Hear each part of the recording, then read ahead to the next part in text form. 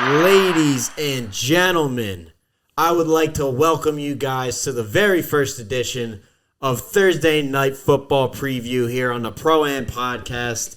I'm your host, Sam Cohen. I'm RJ Tamilla. What the hell's wrong with you? I was waiting for you to, I don't know, I thought there was something else. I was like, where'd he go? But, yeah, this is going to be a new little thing that we do. We're going to post this for every Thursday Night Football game. We're going to do a little overview, run you down. What we're going to do is we're going to talk about the game for a little bit, go into each team specifically, and then we're going to talk about some bets and some other key stats for the game. But, game's in Nolans, right? In Nolans. In Nolans. Yes, so, sir. Crowd's going to be bumping. What are they? Who dat? Who dat? Who dat? I almost said the Bengals. Yeah, Who dat? who dat? Who dat? Who dat? Who dat? So they're home. Jags coming off of, what, 2 London games? So they won 2 London games, and then last week wasn't a London game, though, right? I think it was a normal week for them. No. The Ravens, no? No, they weren't. They didn't play forgot. Well. But they did win. So They've been there for so damn long. They're coming. Yeah, they pretty much play there every week, it seems like. But they're coming off of 3 straight wins, so they just beat the Colts 37-20, 3 straight, and the Saints have lost 3 of their last 4. Damn. All right, including so last week to the Texans. With that being said, we're going to head into our little overviews now, and we're going to kick it to RJ, who is going to give us an overview on the Jacksonville Jaguars. Duval. Here we go, baby. The Jaguars are coming into this game at 4-2, winning 3 straight, including last week's 37-20 victory against the Colts. Unfortunately for them, Trevor Lawrence tweaked his knee in the end of that game. He has a knee sprain. It's looking like he's going to be a game-time decision for Thursday night on a short week, so that's tough for them, but Trevor Lawrence is a tough cookie. I think he's going to go out there and play. I'm liking it, so I'm going to give you some stats on the Jaguars, and we'll see what we got. So, Jaguars are scoring 23.7 points per game while allowing 20.3 points a game to their opponents. They've scored 142 total points, 15 total touchdowns, 2,128 total yards, and averaged 354 yards per game. So the Jaguars can move the ball. They definitely can move the ball on you. That being said, the Saints have a good defense, so it's going to be tough. I don't know if they're going to be able to get Etienne too much involved in the run game as much as they usually do against that run defense. But that being said, I think they can get him involved in the passing game, and that could help them out. The Jaguars also average 113 rush yards per game, so you never know. Maybe he goes off again. They also allow only 75 rush yards a game against their opponents and have 15 total defensive takeaways, which is huge. I think a key for them would be to pressure Derek Carr, force turnovers, don't let him have time in the pocket to air it out against you. If they can stop that and they have a healthy Trevor Lawrence, I think they win the game. I'm going to send it back over to Sam, and he's going to hit you with a review of the Saints. Who they say gonna beat them Saints? Who that? Who that? Here we go, baby. We're talking about the New Orleans Saints, you heard? But, yeah, we got the New Orleans Saints coming in at home this week, Thursday Night Football, to kick it off the Week 7 going underway. We got the Saints coming in at 3-3. That'll make them second in the NFC South. We got quite the race going on over there. Coming off a loss to Houston, which you can't really be happy about if you're a Saints fan, but hey, that's why we have more football, baby. They had 430 offensive yards in that ball game, and they gave up 297. Derek Carr had himself about an average game, I'd say. He had 353 yards with a touchdown and a pick. Alvin Kamara finally back in the lineup. Love to see that, Nolans. He had himself 19 rushes for 68 yards, something I think could be a little better in his elite running space. We also had Chris Olave, who had 7 receptions for 96 yards, so hopefully he can keep that going. But let's talk some keys to winning here on Thursday night against Jacksonville. I think we got to limit the turnovers, Saints fans. We got to limit those turnovers. We've had a lot of turnovers this year. We've had 4 picks so far in 6 weeks. You don't want to pick a week. That's not how you want to be doing it. Let's see what else we got. We got to get Alvin Kamara going. I know it's his first couple games. He's going to start a little slow, but you get Alvin Kamara going, and then boom, that opens up the pass game. That's all we got. And then, of course, Carr has to be good in the red zone. Carr has to be able to finish those plays in the red zone to be able to score a lot of points, because right now they're only averaging 18.2 points per game. So, you can't really be happy with that if you're a Saints fan. And, again, the run defense has to continuously be well this year against a very, very hot and might I say, because he's on my team, top 3 running back in the NFL in fantasy, Travis Etienne, who is absolutely on fire in the last 2 games. So they need to be able to stop that. With that being said, they got 2,000 offensive yards total this season. They're averaging about 3.4 yards per rush, and they're also averaging about 6.5 yards per pass attempt. They only have 3 rushing TDs of their 10 total, which isn't the best. I know the running back room has been a little down, but it's on the up and up.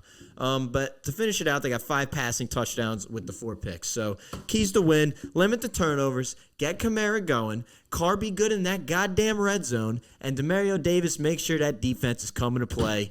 Who dat? Who dat?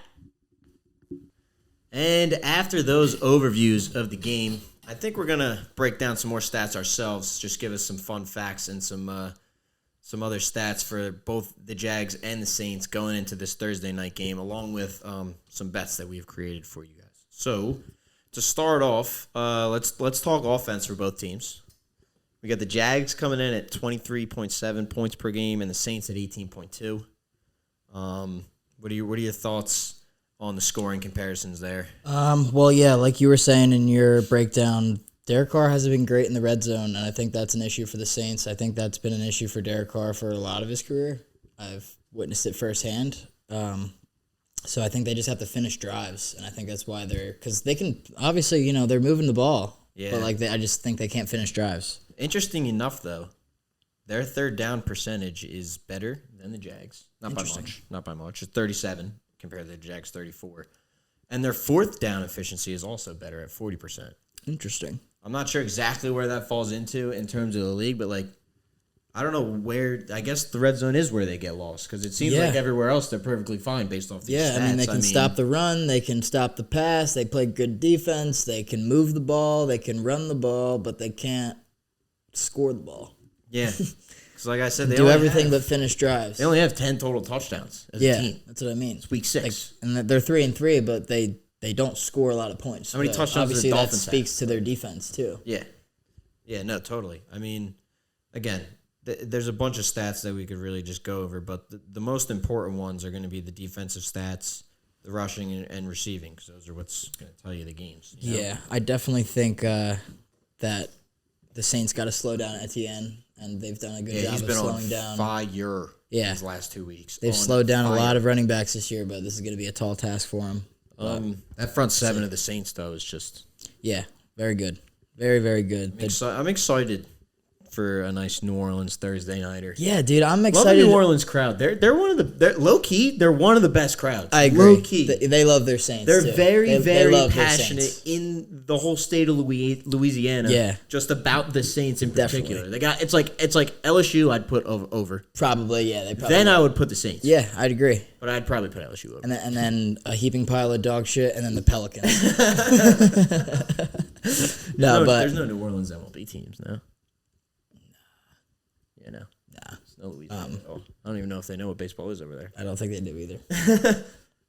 You mean shrimp ball? Actually, LSU, didn't they win the... they did win the national Natty championship. Yeah, maybe cut that. Nah, it's okay. But, still have shrimp ball. Yeah. What was I going to say, though? I had something. We were talking about stats. Oh, yeah. Well, spread for this game is 1. What do you think about that? I think that's a heap of trash. Think so? I think this is at least a 6-point swing of the game. Really? Yeah. Yeah. I'm like, I don't know. I'm kind of like, originally I'm thinking Saints. Like, I like all the stats we've been talking about. Their defense is good. They just can't score. I feel like eventually they got to get it going. They do. And Thursday night's a good chance to get that going. But I don't think this is going to be an extremely close game. You don't think so? Well, it might be close, but I don't think that in terms of a point. No. I don't think it's going to be a point difference. Yeah. I'll give a range of 3 to 7. I'll give a field goal or a touchdown difference. It's obviously a close ass game. Right. I don't think betting on the spread is worth it if that's I feel really that. see a point. I feel you. I guess the only if you're taking the Jags because you don't want to take a money line. Yeah, but if I'm taking the Jags, I'm taking Jags money line. I'm not taking Jags +1. Exactly. What is that? What is that? The only way I would justify it is if I take the Saints -1 just because I don't want to their money line stats. But You got the over-under? Yeah, it's like 40. I think it's 39.5.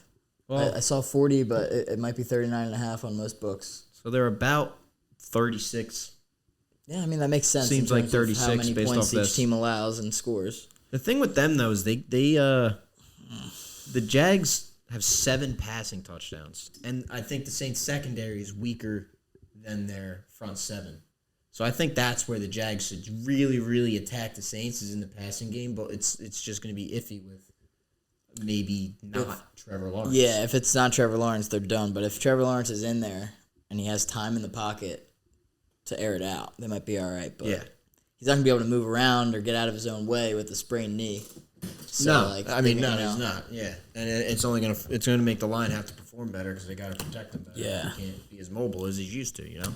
I'm like torn on this game. This is honestly going to be a really good football game. I'm excited for that. When's the I'd be last time we torn got on a it. good Thursday night game? Yeah, you're right. Like honestly, usually we're getting the Commanders are playing and the Bears and Yeah, it's the usually shitter. the Broncos. Like it's usually terrible. yeah, I'll take Not this. gonna lie, I Jags agree. Saints. I'm kind of with this game. With that being said, let's give them our parles All right. that usually never hit. Yeah, we'll never Just hit. take a chance on us, though. You know? Yeah, why not? Take a chance. So We got to get hot eventually. I'll start it off. Mine's just a simple 3-leg parlay. All player props because I wouldn't want to touch this outcome with anything on this game. Honestly, that's the way I feel. I think it's going to be either 3 or 7, but it could go either way. So I got Kamara over 50.5 rushing yards. I'm sure right now it's Wednesday night right now. I'm sure that line might change by then, but for right now that's what we're going with. Just do the over, whatever it is. It's not going to go up 10 yards in a matter of a night. Travis Etienne Jr. over 63.5 rush yards. I think that he can get that done, and I think he can get that done with the Saints also being able to stop the run. Like that's not asking too much out of him. It's pretty short of a line right there for him. And he's gonna get touches if Lawrence is hurt enough, you know. Right. And then I got Rashid Shaheed. His over in receiving yards, I think, is an absolute slam at 34.5. I think he's gonna murder that because that's Carr's deep man. That's Carr's big bomb guy, and if they want to start winning. Everyone's got to start playing well, and it starts with the quarterback. So I'm going to take that. That's my parlay. I don't know the odds on that, so figure it out. All right, yeah. It's all standard lines, so I'm sure it's going to be plus like 3 something or more. So I got a couple plus value guys that I like. I like them as straights, honestly, but I'll probably throw some stuff together in a parlay. But my first one, I like Chris Olave, 6 receptions. He's had in 4 out of 6 games, he's had 10-plus targets, and in those same 4 out of 6 games, he's had at least 6 catches. So I'm thinking he's going to, keep getting fed. Seems like Carr's favorite target. No, you're good. So I like Olave for 6 catches in this one. That is plus 120. That's good stuff. And then I also like Etienne over 3.5 receptions. My reasoning for this is obviously we were talking about the Saints having a pretty solid run defense.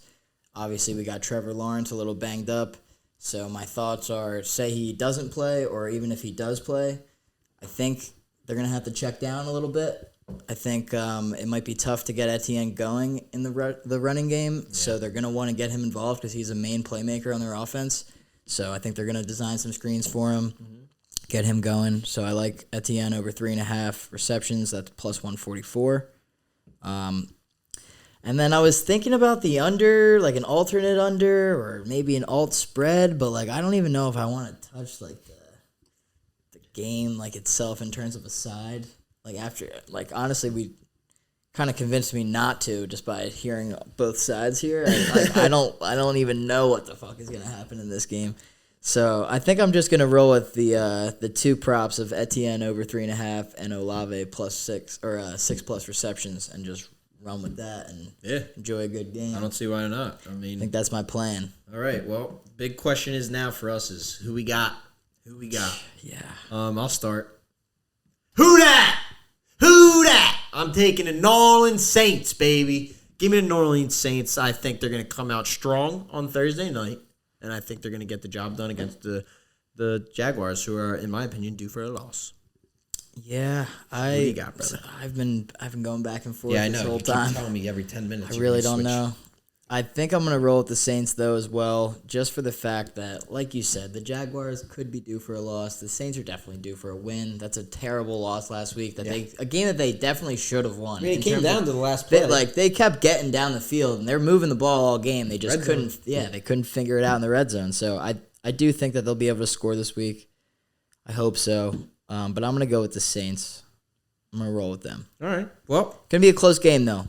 Final you heard score, that, folks. 21-17 Saints. All right, there we go. And with that being said, we're going to take off on this Thursday night preview, and we'll see you guys later in the week. Like and subscribe. Please, and thank you.